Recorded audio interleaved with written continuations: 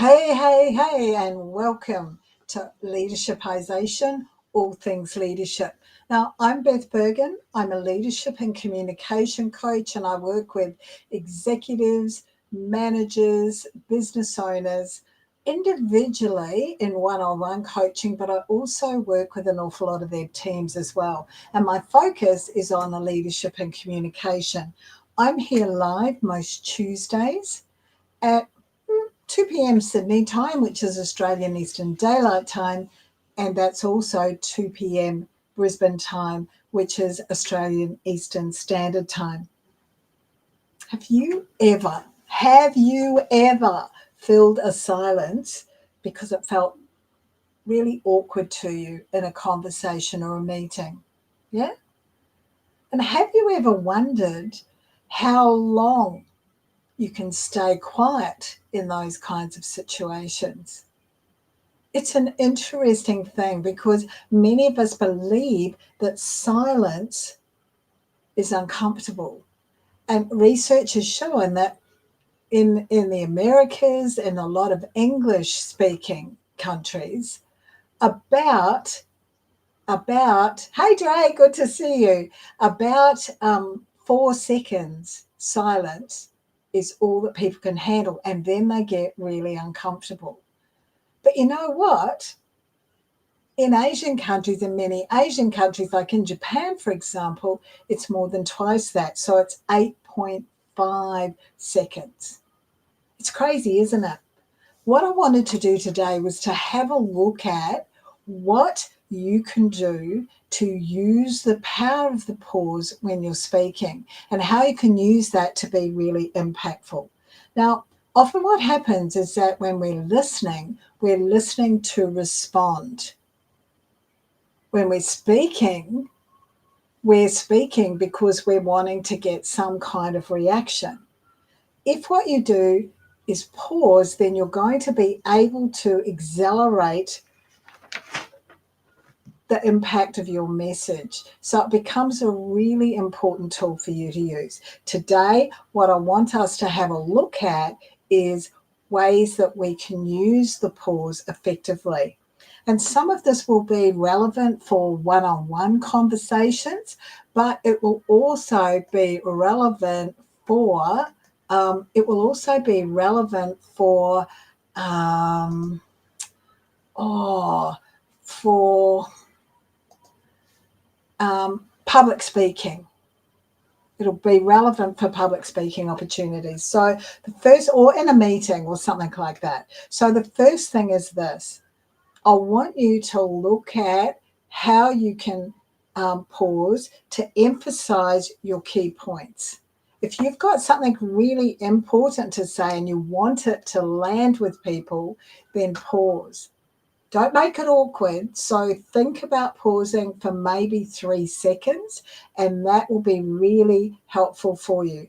Just to give that emphasis around what it is that you've just said. That was a 3 second pause that I did just then. The other thing that you can do to pause is, or the other way you can use a pause is to indicate that this is a change in topic. So this is something new that you're starting. It might be that you're changing from speaking about one thing, particularly if you're making a presentation. But it may be that you're changing from that topic and you're starting on a new topic. So pausing can indicate that that's going to happen. Obviously, not 3 or 4 seconds, a bit shorter. The other thing to do, and I love to do this, like if we were reading something, if we were actually reading something, we would pause naturally when there was a comma or when there was a full stop. So one of the things that you can do is to pause to punctuate your words. I just need to take a quick drink.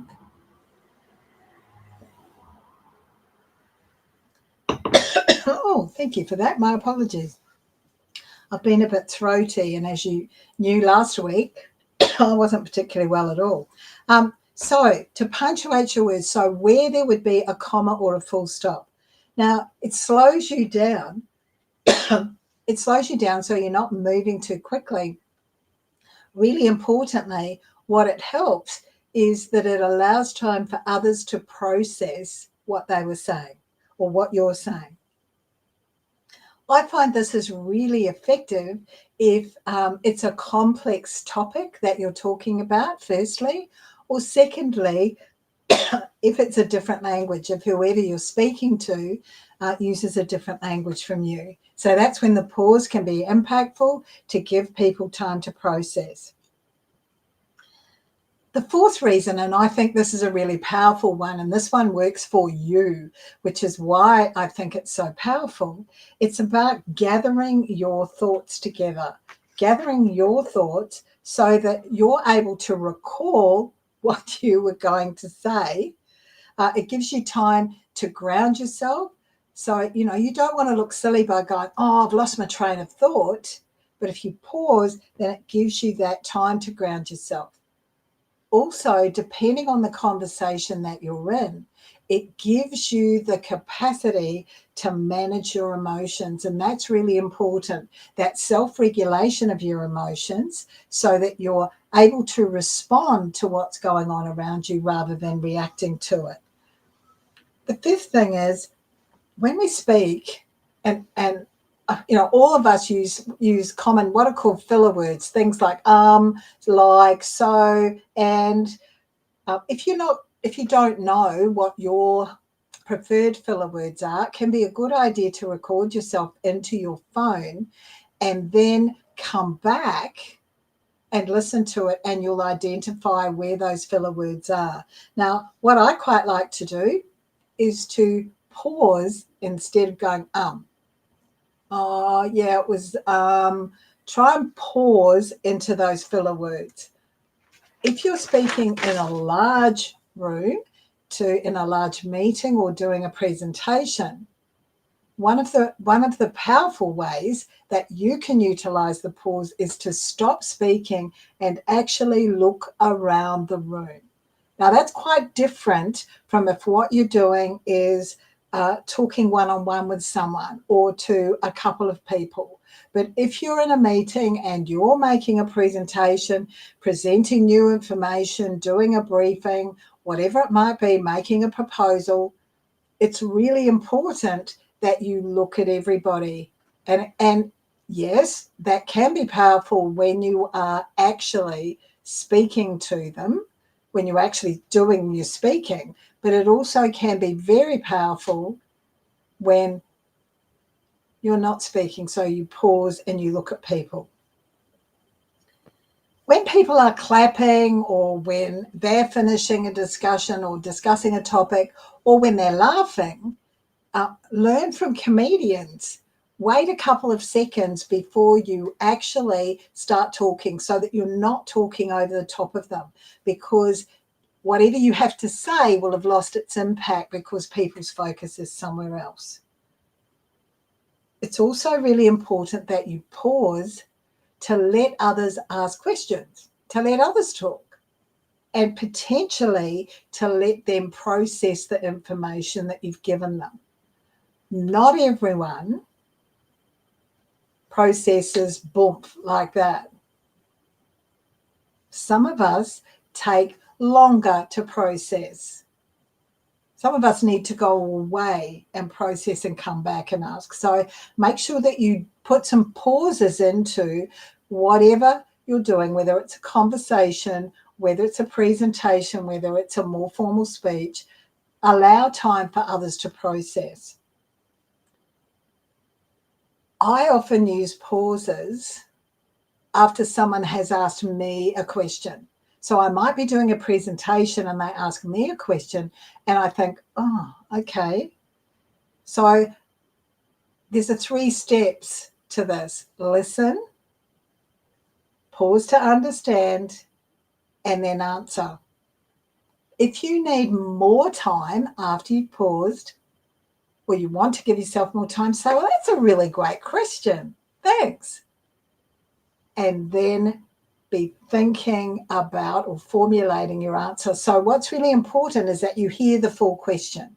So don't be jumping in early. Hear that full question. Okay? Finally, Practice, practice, practice, practice. Practice with those pauses in mind. Practice them on people that you know. See what the impact actually can be. It's interesting because there's so much that's been written about pausing, and one of the things that I've learned in all of the research and all of the learning that I've done about this is that if you ask a question or you make a comment and you're prepared to wait it out for up to 15 seconds, it's likely that the other person will speak. Now, a lot of people say to me at this point, oh, for goodness sake, that's a ridiculous amount of time to wait. Seems so small until you wait. You actually have to wait it out. What I recommend that you do, and this is a technique that I've thought up myself and I use with a lot of my clients, the technique is while you are waiting, learn to celebrate the silence. So it's not about you sitting there awkwardly going, oh, I feel so awkward. Why don't they, this is awful. They should say something, which will create a scenario where you open your mouth and away you go. You will say something. Think about sitting there, just be breathing naturally and actually choose in your head to be just having a little bit of a party about, I'm going to celebrate the silence. If dancing on the ceiling is your music to party to, then be playing that in your head. So that what you're actually doing is you are thinking, I'm celebrating the silence. And that should prevent you from actually butting in, filling that, or what you're calling an awkward silence, yeah? So that's it. Looking today at the power of the pause and how you can use it. Now, there's also the value of you taking a pause in your career or a pause in your workday. That's a subject for another time. But in the meantime, thank you so much for watching today. If you've got any comments or questions, pop them in the chat underneath wherever you're watching this. I am so happy to answer those questions for you. If you've watched a replay, please put #replay. In the meantime, I look forward to seeing you same place,